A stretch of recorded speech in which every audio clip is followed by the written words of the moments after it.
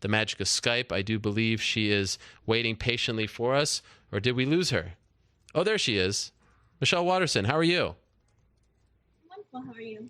I'm doing great. Thank you very much for joining us. How about that? I don't know if you heard it, but you're fighting Paige Vanzant. Her teammate Uriah Faber, who built that market, Sacramento, is going to retire that night.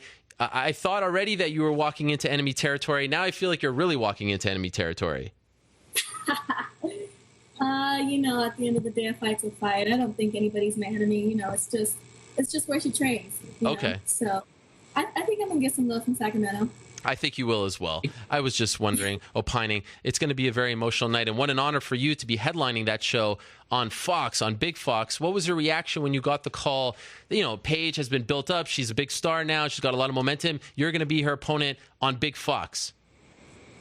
I think I was more excited to be headlining. It's been a long time since I've fought. And I've just kind of been getting injury after injury and just trying to stay positive through the whole thing. And, I guess they say it really is true what they say, patience is a virtue. And I was just trying to stay patient through it all. And I got the news that we were going to headline, and I was just really excited. Yeah, I bet. What an opportunity. We had you on the show in July. That's when you were preparing to fight Aisling Daly in September, and then you injure your hand again. That setback, I can't even imagine, because you've had a lot over the last year and a half. How did that one affect you? Like, did you ever say enough's enough, I can't deal with this anymore? I feel like at that point it was almost comical. I was so close. I was 2 weeks away. We had already, I did all my medicals. The light was at the end of the tunnel, our flights were booked. Me and my husband were planning on staying out in Germany and doing a road trip down to France. Everything was mapped out and planned. And it was just, a freak accident. I was sparring and I hit the ground on the top of the head, and I felt a tingle go down my arm.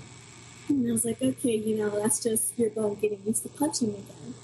And I was trying to shake it off, and it just was not feeling any better. And when the round was over, I took my glove off, and I saw this huge lump in my hand, and I just got a huge lump in my throat. And searching for the coach, and just trying to be positive still, I guess. And I showed it to Coach Wink, and I said, just please don't tell me it's broke, And he looked at it, and he's like, yeah, Peanut, it's broke. Oh, no. And I was more crushed that I couldn't fight, that I was so close to fighting, and that, it was just all taken away, in a split second. Is this the same hand that continues to get injured, or is it a different hand? It's the same hand. Okay. So this that I broke in my fight against Magana. And so I've broken this hand a total of 4 times. Wow. So the first time it was the knuckle, and that was maybe 7 years ago. But when I fought against Magani, it was actually this bone right here. And, the doc advised me to let it heal on its own, And then I blew my knee out. And then when my knee got better, I went back into sparring, and I broke my hand again. That's when I had to pull out against Tisha. And then same thing, Doc was like, I think we just have to really make sure we do some physical therapy on this hand. We don't have to get surgery. Blah, blah, blah, blah. 6 months later, and it broke again. Did you have surgery this time? I did. Yeah, talking to the doc, and he was just like, hindsight, looking back at it all, we probably should have just gotten surgery to begin with. But, there's no point in trying to be mad and upset about the past, which is, it's true, but at the same time, it's been a really tough year because, while I'm here still training to fulfill my dreams as an MMA fighter, somebody still has to pay the bills, and so my husband is he's been working really hard and, working overtime to ensure that my daughter can go to the school that she goes to, and that we can continue to live the life that we live, and that I can continue to train and not have to go out there and get a job. Yeah. And credit to him for doing that. Did you ever feel the pressure? Like, did you feel like you needed to get a job in the interim? I mean, outside of being a fighter, I am a mom and a wife. Right. And I have responsibilities as those things. And, when I'm not bringing any money in financially, it kind of pulls on me. It's just not the type of person I am. I don't want my husband to feel like I'm taking advantage of him. I want to feel like I'm contributing to the family. And he never, ever makes me feel like that I'm not. He knows what kind of career this is. And he knows that, in a split second, things can be taken away. But on the other hand, you can, your world can be flipped upside down and everything can be given to you in a split second. So we just try to remain positive, and he never let me go get a job. Okay. I mean, I did. I picked up I started doing cardio kickboxing and picked up some seminars here and there to help out. But when I was like, I think I should just get a job, my husband's like, you do have a job. You're a professional fighter. Yes, I like that. What a great guy, that Josh. What a mensch, as we like to call him. Do you know what a mensch is? No. It's like a Yiddish word for like a gentleman. Yes, he's very much so a gentleman. I mean, since the first day I met him, he's always been very chivalrous, and he's still that way. One thing that I would really, that I think would help your situation is that documentary that was made about you. When are we going to see this documentary? Fight Mom, right? Yeah. It's right there. It's just right on the cusp of breaking through. There's just some contractual issues that we're trying to work out right now, but, we're just waiting for the right moment for it to come out the way that we want it to, because Sean Menard's been, it's his baby, and he doesn't want to just... Yeah. Let it go to anybody, he wants to make sure that when he does let it go, that it flourishes and is able to blossom the way it should. Yes, well said. And just to be clear, did you ever think about no more fighting because all the injuries? I mean, that's an important part of your arsenal, your hand. Did you ever consider that? No, it's just too soon. I just got signed to the UFC. I think I would I would be a bitter old lady. That's just something Coach Jackson and Coach Lee, they all talk about, the fight game, whether you like to admit it or not, is not learned through the fights. It's learned behind the scenes when nobody's watching, Right. It's overcoming the adversities that we have to deal with in the shadows. You recently got cleared, right? Medically? Mm-hmm. Any apprehension when you're using the hand, when you're punching? I mean, is there a mental block that you have to get over? This being the third time that it's broke, I think I kind of was over it, Yeah. It's just weird now that there's a plate. There's a plate in there and 6 screws. And so it feels really stable, actually. I'm not worried about bumping into things or anything like that. But the only thing that I do have to get used to is there being a plate in there. And I think probably grappling is the worst. It just feels weird, rubbing up against your skin. And I feel like there's, tissues in there and cartilage it's trying to build around the plate, and every time I'm scraping up against the cage or up against the floor or even up against my own body, I feel it pulling. So it's just something you have to get used to. Wow. This fight is less than 2 months away. Is that a good time frame for you? Is it a little soon, but it's a big opportunity, so you're taking the fight as far as the recovery of the hand is concerned? I think it's perfect timing. Okay. I feel like I've been in camp for over a year. Yeah, that is true. So, the more veterans that I talk to, and that I watch, John Jones and Cowboy, even Cowboy, who likes to throw down and bang, is like, sparring's overrated. So I think that was my biggest thing, man. I can't spar, but who cares? I can do everything else, and I have been. Okay. While my hand's been, out of commission, I've been running every day, hitting the sprints, shadow boxing, really just trying to use my visualization, doing the strength and conditioning that I can do without using my hand. Basically been doing everything but sparring, and so I'm in great shape. What are your thoughts on the rise of Paige Vanzant? Are you impressed? Is it a little too much hype for your liking? Let's hear the real thoughts of Michelle Waterson. I think it's great. I actually even sent her out a tweet when she was on Dancing with the Stars. I can't. They say don't hate the player, hate the game. Yes. Her game's good. So I can't hate on that. She's a beautiful person. She's a great dancer. As far as her fighting skill, I wouldn't go as far as to say she's like amazing. But she's where she is now because of her hard work, and I look forward to fighting her in December. So fair to say you don't think that she's on your level fighting wise? Is that fair? Yeah, for sure. What in particular, as far as holes in her game, are you seeing right now? I feel like she's just very green in the whole aspect of fighting. And that's not necessarily a bad thing. I feel like that's the reason why she's been winning a lot of her fights. I mean, it's just like dancing. If you dance with somebody that don't know how to dance, they throw you off. They throw your rhythm off. And that's what Paige is doing in a sense. In the fight game, her style is very erratic. It's unpredictable, and it's throwing these girls off because they're used to sparring with people that have a fight rhythm. Right. And Paige just doesn't have that, so it's throwing people off. And she's very durable. She's very tough. Like, she doesn't give up. I mean, I think that's one of her great assets. Even in that loss to Rose Namajunas, a lot of people are praising her for not giving up. Do you consider that to be one of her better attributes, that, it's going to take a lot to finish her, to beat her?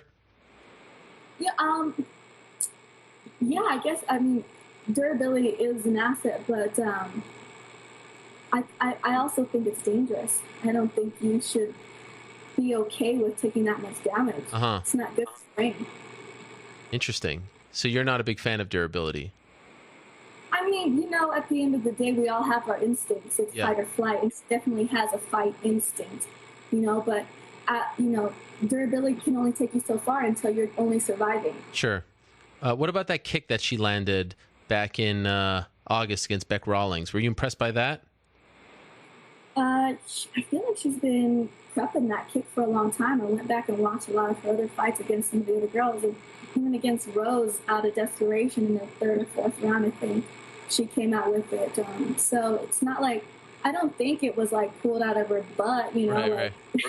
I think she throws that, and you throw something how many ever times, and eventually it'll land, just like takedowns. You're gonna try to take somebody down, forever and ever in a 5-round fight. Eventually, you'll get that person down. Do you think it was a mistake on the UFC's part to book her against you? Like, you're a little too advanced for her? I don't think so. I mean, I feel like with her rise in the fight game, in the main, even outside of the fight game, I mean, she's been, how many fights has she had in the UFC? Over 4, 5? Yeah. I've been out for a year, so maybe they're thinking that might be kind of even it out a little bit. I don't know. I don't know what their thinking was behind making it a match, but I know that they thought, hey, let's put this together. I think it'll be a great main event, Yeah, and of course, I mean, let's be honest, the elephant in the room, like when we reported it, all the comments were, you're both very attractive women. Do you think that comes into play here when booking these fights? Like, oh, let's put these two women who are attractive together, main event on Fox. That is the elephant. That's something that people don't want to talk about, but that is the truth, right? You know that. You're no dummy. Yeah, not at all. I've heard it all. I've read it all. It's a battle of the babes. Hottie versus hottie. Right. And at the end of the day, MMA, UFC, it's entertainment. People want to see. That's why they put us for main event.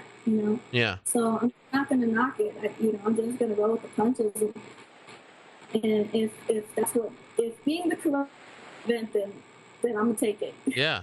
Did you see that poster that one guy, Boss Logic, did of you, like half of your body, half of her body together? Do you see that? That was amazing. I really liked that one. Yeah. I really did. Yeah. My mom likes to get all caught up in all the social media about it, and she's very passionate about her daughter, and so she can. I think she can get wrapped up into it, and she kind of tries to start to pull me in, and I kind of have to tell her, Mom, like, I don't want to hear any of this stuff, you know? Yeah. Like, what does she say to you? What kind of things does she come at you with? Well, so I'm going to start to do this thing on my Instagram, but it's basically things my mom say, you know? Okay. But, so my mom's asking me, what you going to wear for the... Sorry, let me get my accent right. It's good. What you gonna wear for the press conference? I'm like, Mom, I don't know. Maybe like some pants and a nice shirt. No, she gonna dress up like a little princess. Look, you have to dress better than her, okay? Make sure you're more sexy. Wow. And Mom, it's not about that. I just want to be comfortable. And so, okay. You put the shirt on underneath, and maybe you have to kick her in the face or something. It's okay. Wow, your mom's an instigator. I like it. Yeah, if she was better at typing on the computer and on her phone, she would definitely be at war with all these people that are talking crap. Does she respond to some of them on your Instagram or Twitter? Yeah, I think she has in the past, and then she just gets really flustered and emotional. Okay. And so then I just tell her, like, not to, She could be like your manager, like in pro wrestling, your mouthpiece who talks on your behalf and builds you up since you're, like you're all nice and quiet and shy. She could be the one talking smack about your opponents. She definitely could be. She's, you can, if you go to she's at almost every one of my fights, and if you go, she's the one, screaming at the top of her lungs, kick her ass! That's amazing accent. Will she be at the fight in Sacramento? Yeah, she should be. By the way, do you read your Instagram comments? I think I do and I don't. Okay. I do, but if there are bad things, I just delete them. Okay. I don't let it affect me, But I think you gotta take the good with the bad, And it's whatever. That's what social media is about, right? Yes. People having that availability and access to the fighters. I think MMA athletes more than any other athlete are more in tune with their fans. Yep. That can be good or that can be really bad, depending on how well you take criticism and hatred, I guess. I feel like you don't get a lot of criticism and hatred, to be honest. I just feel like you get a lot of weird comments, like, a little bit. Yeah. But I don't think you get a lot of hate like some other people. Like Daniel Cormier, go on his Instagram, he gets a lot of hate. I don't feel like you get hate. You just get like freaky people. I don't know why he would. He's know. The sweetest. I know. People are... Because, people can't say that to his face, though, Of course, yeah. Yeah, I weird ones, let me smell your feet, stuff like that. Yeah, it's just... My husband doesn't read it at all. Yeah, I don't blame him. We just... Do you, as part of the appeal in this fight as well, you beat her, main event Fox, like... It's not a shortcut, but it's a way to really jump a few steps. Like beating Aisling Daly on Fight Pass is not the same as beating Paige Vanzant on Fox. And I know you didn't turn down that fight for this opportunity, but this is really a way to jump, kind of make up for lost time. Do you view that as well? I do. I definitely do. I think you put it perfectly. I through having to pull out with Tish Torres and Aisling Daly, I kind of feel like I have to play a little catch-up, but Paige is the perfect person to do that with. She's ranked in the top 10. I'm not sure what she's ranked. But outside of her ranking, just her popularity amongst just the mainstream audience is what I'd like to be able to take advantage of. Yeah. Well, what an opportunity. I'm very happy for you. Welcome back, Michelle. It has been a while. I'm looking forward to this fight. What a great booking by the UFC. It's December 17th, live and free on Fox from Sacramento, California. Michelle Waterson versus Paige Vanzant. Long time coming. People are excited. I wish you the best in training, health, happiness, all that stuff. And then I look forward to seeing you in Sacramento. Thank you very much for the time. Thank you. All right. Talk to you soon, and keep us posted on the